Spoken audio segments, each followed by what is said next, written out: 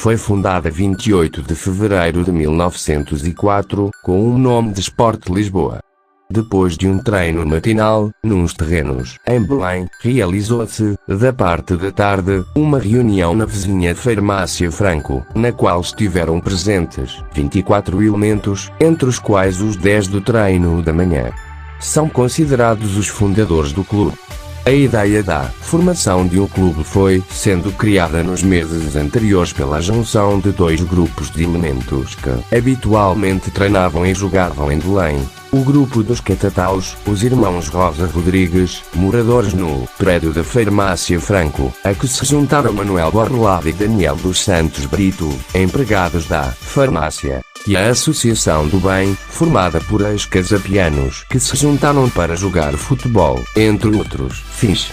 Em 13 de dezembro de 1903, o grupo dos Catataus, reforçado por alguns elementos da Associação do Bem, conseguiu uma inesperada vitória, 1-0, num jogo de desforra frente ao grupo dos Pinto Basto, mais tarde Cifo Internacional.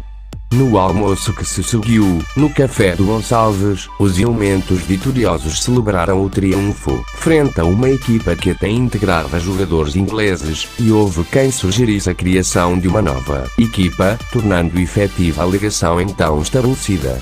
Ao longo de 2 meses e meio, a ideia foi criando raízes, foram-se definindo os símbolos do clube, nome, cores, emblema, e marcou-se para 28 de fevereiro de 1904 a data da reunião que marcaria o nascimento daquele que viria a ser o glorioso Sport Lisboa e Benfica.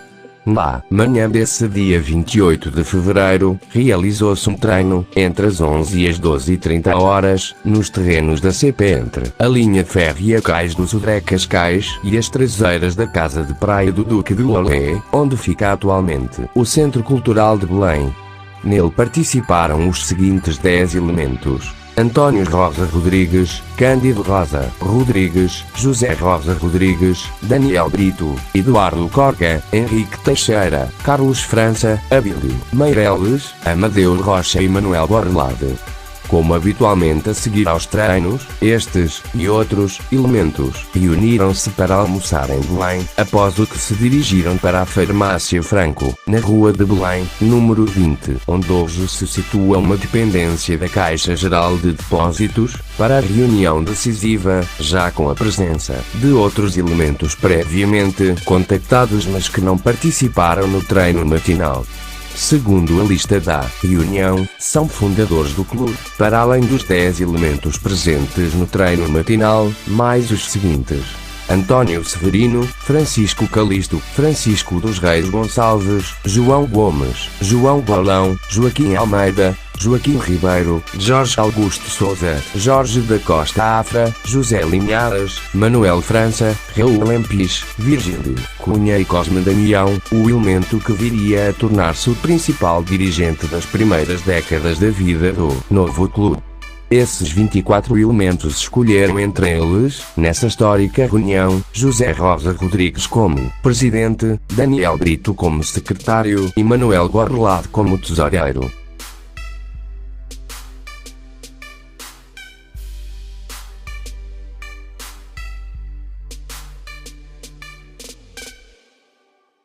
Nessa reunião histórica, ficaria definido que o recém-criado clube jogaria de vermelho e branco e que teria no emblema uma águia e o moto e Pluridos Unum. Foi do ambicioso sonho de Cosme Damião que nasceu o SL Benfica e, mais importante ainda, foi a partir dos seus valores que se moldou o clube à sua imagem, ou seja, um clube do povo, que subiu a pulso, cresceu do nada, vingou, venceu e assumiu-se como uma referência a nível mundial. Valores de humildade, fair play, desportivismo e, acima de tudo, uma inigualável vontade de vencer, nasceram com Cosme, cresceram com Cosme, solidificaram-se com Cosme ao longo dos anos em que este se manteve à frente dos destinos do clube. Cosme Damião deu alma, deu valores e deu dimensão ao clube. Numa palavra, deu-lhe a mística que o torna tão especial. Cosme foi mentor, jogador, capitão, treinador, dirigente. Cosme foi tudo no Benfica. Mas, Cosme foi o Benfica. Além disso, fora do clube, Cosme foi ainda embaixador de Portugal no Brasil, foi escritor, árbitro, presidente do Casa Pia. Cosme foi, sem sombra de dúvida, uma das maiores figuras portuguesas da primeira metade do século XX, definitivamente, o homem mais importante de sempre do futebol benfiquista.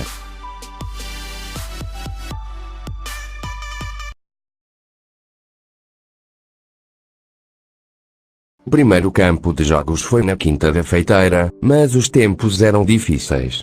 Devido a problemas financeiros, vários jogadores da primeira equipa abandonam o Benfica para o mais abastado Sporting, o que deu início a uma rivalidade que perdura até os dias de hoje e contribuiu para que em 1908 se desse a fusão do Sport Lisboa com o grupo Sport Benfica, clube que tinha como prática o ciclismo, levando à origem do atual emblema, com a introdução da roda de bicicleta, e a um nome definitivo: Sport Lisboa e Benfica.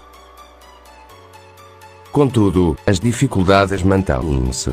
Nestes primeiros tempos, o Benfica salta de campo em campo. Em 1913, muda-se para Sete Rios, mas, devido à elevada renda, 4 anos depois, vê-se obrigado a mudar para o campo de Benfica, onde em 1919 efetua, pela primeira vez em toda a Península Ibérica, jogos noturnos. Em 1925, compra uns terrenos nas Amoreiras e fica pela primeira vez proprietário de um estádio, com capacidade para 15.000 espectadores. É neste estádio que o Benfica conquista os primeiros títulos nacionais. Entretanto, já o Benfica tinha criado as secções de hóquei em patins, hóquei em campo, rugby, basquetebol, handebol, bilhar, voleibol.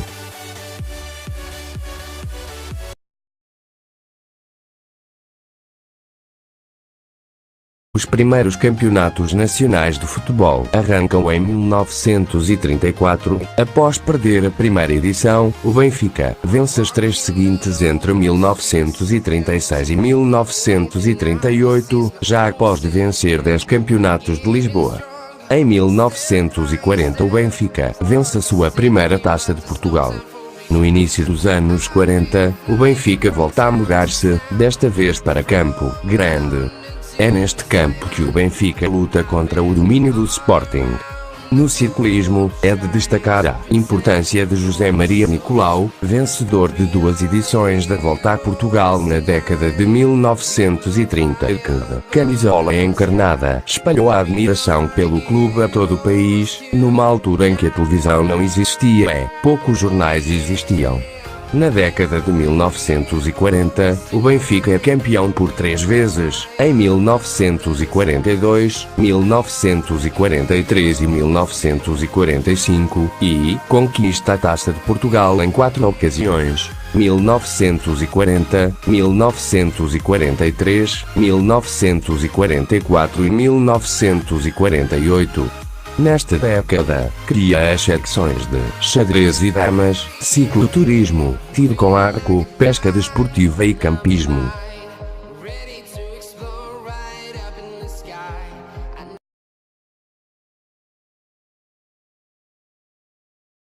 Em 1950 o Benfica atinge o seu primeiro grande feito internacional com a conquista da Taça Latina. Após ultrapassar a Lazio de Roma nas meias finais, o Benfica defronta o Bordeaux na final que, depois de um empate a 3, foi repetida uma semana depois, acabando aí por ser o Benfica a ganhar por 2-1, com o golo decisivo a ser marcado, após 2 prolongamentos, ao minuto 146. O clube encarnado foi o único clube português a ter vencido esta prestigiada competição, considerada a predecessora da Taça dos Campeões Europeus, como consta na lista de honras da FIFA. Em 1954 chega um momento vital na história do clube. Com a larga contribuição de muitos associados e simpatizantes, o Benfica inaugura o Estádio da Luz, de início com capacidade para 30.000 espectadores, onde jogaria até 2003 com campo próprio, e com a chegada de Otto Glória, que introduz o profissionalismo em toda a estrutura encarnada e adota treinos inovadores em Portugal, o Benfica começa a fazer frente ao domínio sportinguista. Em 1954-55, o Benfica conquista o campeonato, após 4 anos com o Sporting a terminar campeão. Na década de 50, o Benfica vence 3 campeonatos nacionais, 1954, 55, 1956, 57 e 1959, 60, e 6 taças de Portugal, 1951, 1952, 1953, 1955, 1957 e 1959. Nos primeiros anos da década, consegue 4 vitórias consecutivas na taça. Durante esta década, em 1957, faz a terceira dobradinha da sua história, vence por 4-0 o Barcelona e participa pela primeira vez na Taça dos Campeões Europeus. Nas modalidades, o clube cria as secções de boxe, badminton, patinagem artística e caça submarina, expandindo assim o seu atletismo.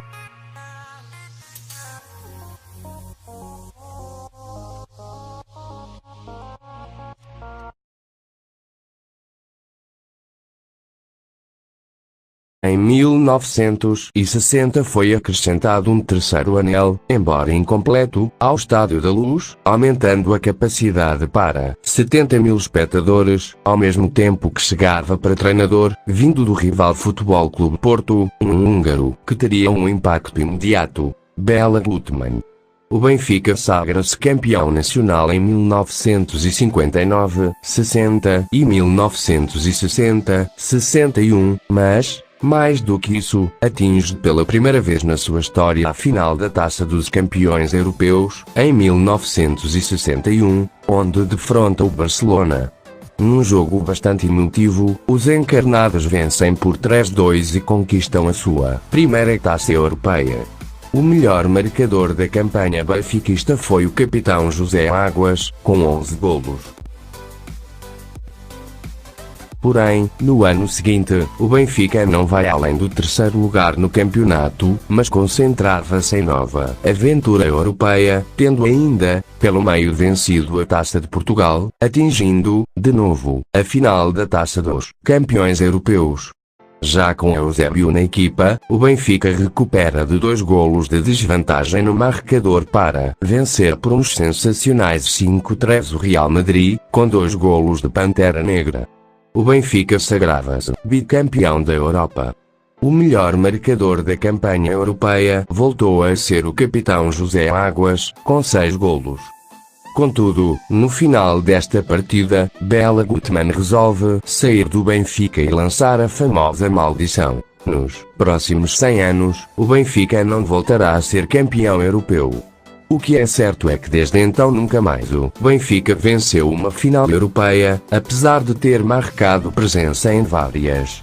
Já com Fernando Riera como treinador, recupera o título de campeão em 1962-63, ao mesmo tempo que atinge novamente a final da Taça dos Campeões Europeus. Mas desta vez sai derrotado, por 1-2 frente ao AC Milan, tendo uma lesão de Mário Coluna, a meio do jogo, sido fulcral para o desfecho. Na época seguinte, o Benfica faz o pleno doméstico, com Campeonato e Taça de Portugal, vitória de 6-2 na final frente ao Porto, e em 1964-65 chega ao tricampeonato. Pela 4ª vez em 5 anos, o Benfica apresenta-se em nova final da Taça dos Campeões Europeus, tendo, no percurso para a final, alcançado uma memorável vitória sobre o Real Madrid por 5-1. Mas, mais uma vez, sai derrotado. Defrontando o Inter de Milão em San Siro, o Benfica perde por 1-0, ficando o famoso frango de Costa Pereira e a ilusão do mesmo, minutos depois, obrigando o Benfica a jogar grande parte da partida com 10 elementos e Germano na baliza, pois na altura ainda não existiam substituições.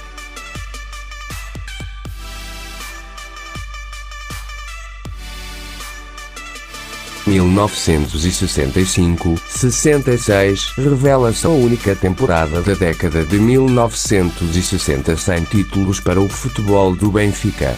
Porém, na época seguinte, o título de campeão nacional regressa à luz. Em 1967-68 chega o bicampeonato e a quinta presença na final da Taça dos Campeões Europeus em 8 anos. Encontrando Manchester United em Wembley, o jogo termina empatado a uma bola, mas, no prolongamento, os ingleses marcam 3 golos e vencem por 4-1. Eusébio teve uma oportunidade de ouro no minuto 90 para vencer a taça para o Benfica, mas não conseguiu transpor ao guarda-redes do Manchester United. Em 1968-69, o Benfica faz mais uma dobradinha. A final da Taça de Portugal é vencida frente à Académica de Coimbra, num encontro marcado por grande importância política, devido à oposição dos estudantes ao regime ditatorial.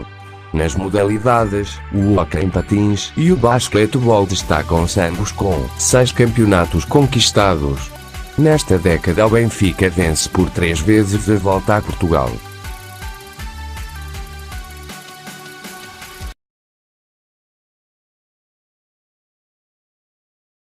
Após mais uma Taça de Portugal em 1969-70, vencida na final sobre o Sporting por 3-1, em 1970 chega ao inglês Jimmy Hagan, que impulsionaria o clube para 3 anos dourados. Em 1970-71, o Benfica recupera de uma grande desvantagem no campeonato, para o vencer, ao passo que na época seguinte junta ao campeonato a Taça de Portugal. A final revelou-se uma das mais emotivas de sempre, com o Benfica a vencer o eterno rival Sporting, por 3-2, no prolongamento, com um hat-trick de Eusébio. Também na Europa o Benfica se destaca, com especial atenção para uma vitória de 5-1 sobre o Feyenoord, mas a caminhada europeia terminaria nas meias finais da Taça dos Campeões Europeus, aos pés do Ajax de Johan Cruyff. Em 1972-73, o Benfica torna-se no mais perfeito campeão da história do futebol português. 28 vitórias, 2 empates, 0 derrotas, 101 golos marcados, apenas 13 sofridos, o primeiro campeonato invicto da história do futebol português. Este resultado só veio a ser igualado anos mais tarde, em 2010-2011, pelo rival Porto, ainda que este tenha cedido mais um empate. Contudo, Jimmy Hagan abandonou o Benfica no início da época seguinte e em 1973-74 o Benfica nada vence. Dá-se entretanto a Revolução dos Cravos, o que traz implicações para o clube encarnado. Perde as colónias como campo de recrutamento, numa altura em que o Benfica apenas utilizava jogadores portugueses. As dificuldades económicas que atingem o país também afetam o Benfica, que é pela primeira vez obrigado a vender os seus melhores jogadores para o estrangeiro. De qualquer maneira, o Benfica atinge o 4º tricampeonato consecutivo entre 1975 e 1977, atingindo a impressionante soma de 14 campeonatos em 18 anos. Contudo, entre 1978 e 1980 o Benfica fica 3 anos sem vencer o campeonato. Em 1977-78, apesar de fazer novo percurso invicto, perde o título para o Porto por diferença de golos. Em 1978-79, fica a um ponto da liderança e em 1979-80, termina na 3ª posição, embora regresse aos títulos com a vitória na final da Taça de Portugal, sobre o Porto por 1-0. Tal sequência de maus resultados terá contribuído para a decisão dos sócios na Assembleia Geral de 1 de julho de 1979, de permitir que o Benfica passasse a poder contratar jogadores estrangeiros. O primeiro foi o brasileiro Jorge Gomes. Entretanto, nas modalidades, são inauguradas as piscinas e o pavilhão Borges Coutinho, e no voleibol feminino fica famosa a equipa conhecida como as Marias, que vence 9 campeonatos consecutivos entre 1966 e 1975.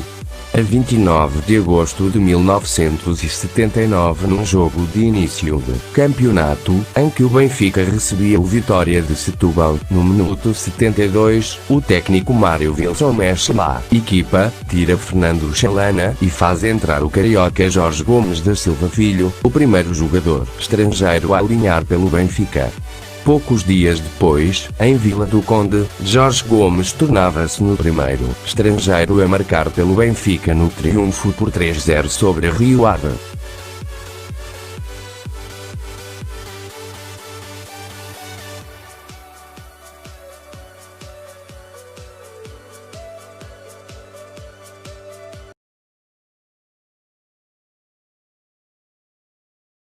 O Benfica abriu a década de 1980 com novo pleno nacional. Campeonato, Taça de Portugal, 3-1 ao Futebol Clube do Porto na final, e a Supertaça Cândido de Oliveira, pela primeira vez na história do clube.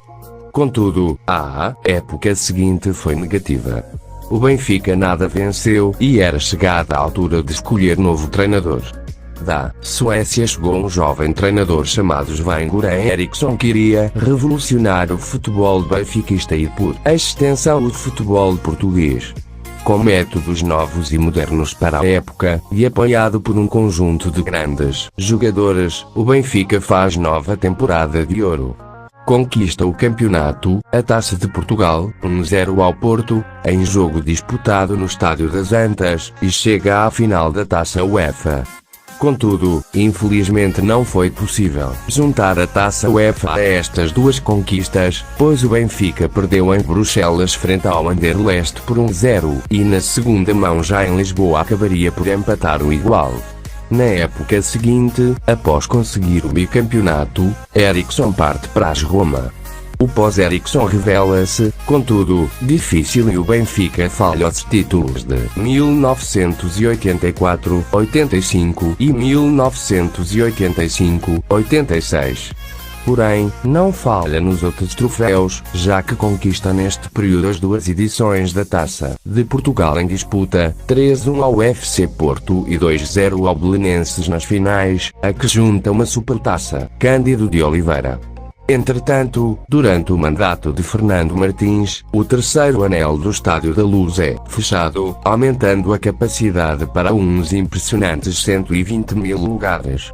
Em 1986-87, o Benfica sofre a maior goleada de sempre aos pés do Sporting por 1-7, mas vinga-se meses depois com vitórias sobre o eterno rival na final da Taça de Portugal 2-1 e no campeonato no jogo que lhe dá o título, conquistando assim a dobradinha pela 9ª vez na sua história. O Benfica vence a prova rainha pela 3ª vez consecutiva e a 6ª em 8 anos.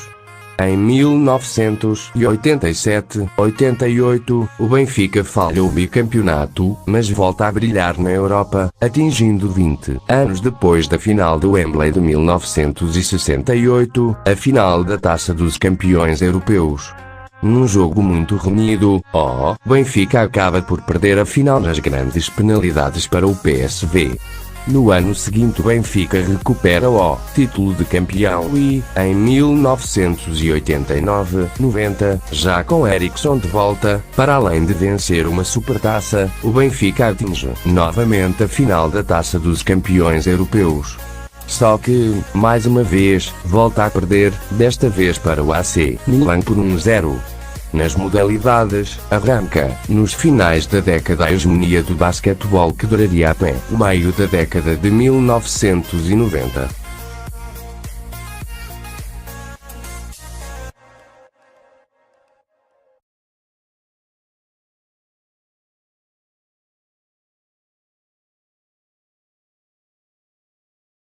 O Benfica arranca a nova década com um campeonato quase perfeito, 32 vitórias, 5 empates e apenas uma derrota, em que o título foi assegurado com uma vitória no Estádio das Antas, por 2-0, com ambos os golos a serem marcados já perto do fim, por César Brito. Contudo, 1991-92 revela-se uma época sem títulos, com apenas um ponto alto, uma vitória sobre o campeão inglês Arsenal, em Highbury, por 3-1, para uma eliminatória da TCE, e Eriksson abandona novamente o clube. Na temporada seguinte, apesar de ter uma equipa cheia de talento, falha novamente o título. Vinga-se na Taça de Portugal, derrotando na final o Boa Vista por 5-2. Em 1993-94, chega ao 30º campeonato da sua história, com o título a ser praticamente assegurado, com uma esmagadora vitória, por 6-3 ao Sporting no estádio José Alvalade. Contudo, este ano marca um ponto de viragem, já que as dificuldades económicas levam o Benfica a entrar numa crise financeira e desportiva profunda, que duraria até ao início do século XXI. Em 1994-95, o Benfica não vai além da terceira posição no campeonato e em 1995-96 fica-se pelo segundo lugar. Contudo, esta época acaba no bom plano, já que o Benfica vence mais uma Taça de Portugal, desta vez derrotando o Sporting por 3-1 na final. Na época seguinte, nova má classificação no campeonato, terceiro lugar, e nova presença no Jamor, mas desta vez para perder a taça para o Boa Vista por 2-3. A crise vai se aprofundando e o Benfica continua longe do título. Segundo lugar em 1997-98 e terceiro lugar em 1998-99 e em 1999-00. Nesta época, o Benfica sofre a maior derrota europeia da sua história, sofrendo 7 golos aos pés do Celta de Vigo. Durante estes anos as dívidas do clube foram-se acumulando, e quase todos os anos se via a contratação de um novo treinador e a contratação de jogadores de alto preço, mas de baixo desempenho.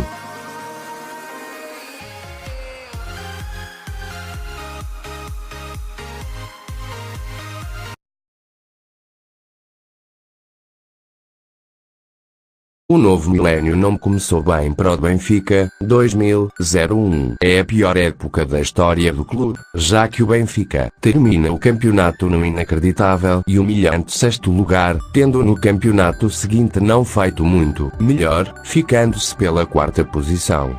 Em 2002-03, o Benfica recupera sob a presidência de Manuel Vilarinho e sobe para a 2ª posição. Em 2003-04, com um novo presidente, Luís Felipe Vieira, e com o treinador José António Camacho, a época do centenário do clube marca o seu regresso às conquistas. Conquista o primeiro título em 8 anos, a Taça de Portugal, que é conquistada com uma vitória por 2-1, no prolongamento, sobre o Porto de José Mourinho.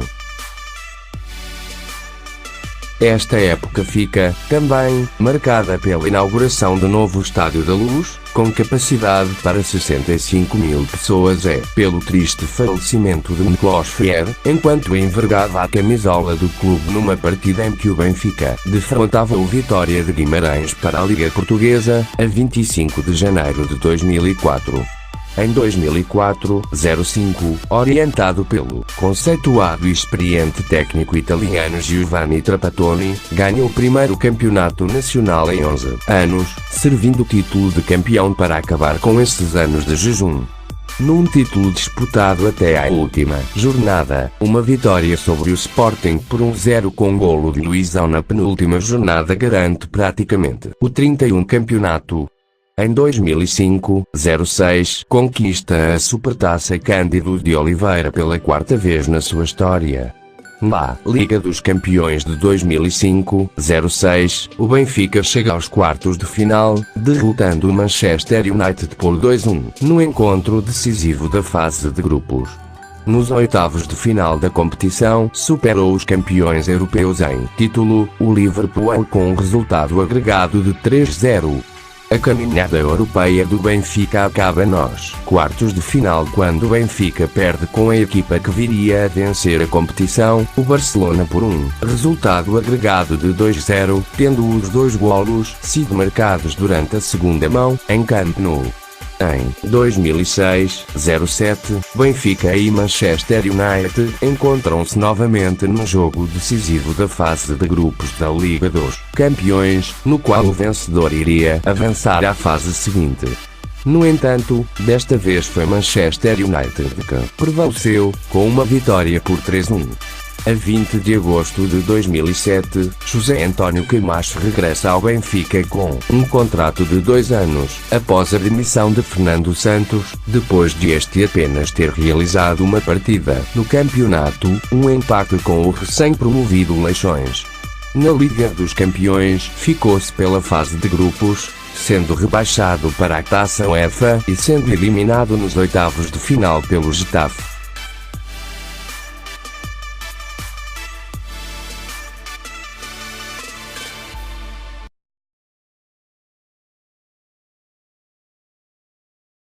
Foi considerado pela IFES como o 9º melhor clube europeu do século XX e foi eleito pela FIFA o 12º maior clube de futebol do século XX, sendo o primeiro entre os clubes portugueses.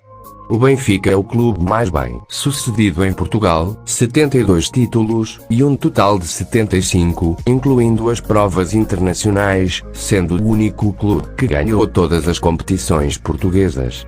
O Benfica ganhou 34 títulos da Primeira Liga, 25 taças de Portugal, 4 das quais consecutivas, com um recorde de 10 dobradinhas, 5 taças da Liga, 4 das quais consecutivas, 5 supertaças Cândido de Oliveira e 3 campeonatos de Portugal, com um recorde de 2 consecutivos. Em 2014, o Benfica conquistou o inédito triplete, da Primeira Liga, Taça de Portugal e Taça da Liga. Também ganhou a Supertaça, tornando-se o único clube a ganhar os 4 títulos domésticos no ano. Além disso, é também o único clube que ganhou mais vezes a Primeira Liga e a Taça da Liga no único ano. O Benfica tornou-se a primeira equipa portuguesa na história dos campeonatos a completar 30 jogos sem perder, nomeadamente nas épocas 1972, 73 e 1977, 78. Também na época 72, 73, o Benfica conseguiu a maior diferença sempre de pontos do campeão para o segundo classificado, 18, num sistema em que era atribuído 2 pontos por cada vitória. O Benfica também tem um recorde europeu para o número de vitórias consecutivas numa liga doméstica, 29, entre 1971, 72 e 1972, 73, assim como o recorde de maior número de jogos sem derrotas, 56, entre 1976, 77 e 1978, 79. Segundo Abdo, a marca Benfica ocupava, em 2007, a 17ª posição das marcas de futebol mais valiosas da Europa. O seu antigo jogador, Eusébio, considerado por muitos como um dos melhores jogadores de sempre, recebeu vários prémios internacionais de entidades prestigiadas, FIFA, UEFA, BBC, IFES. E de revistas da especialidade, France Football, Placar.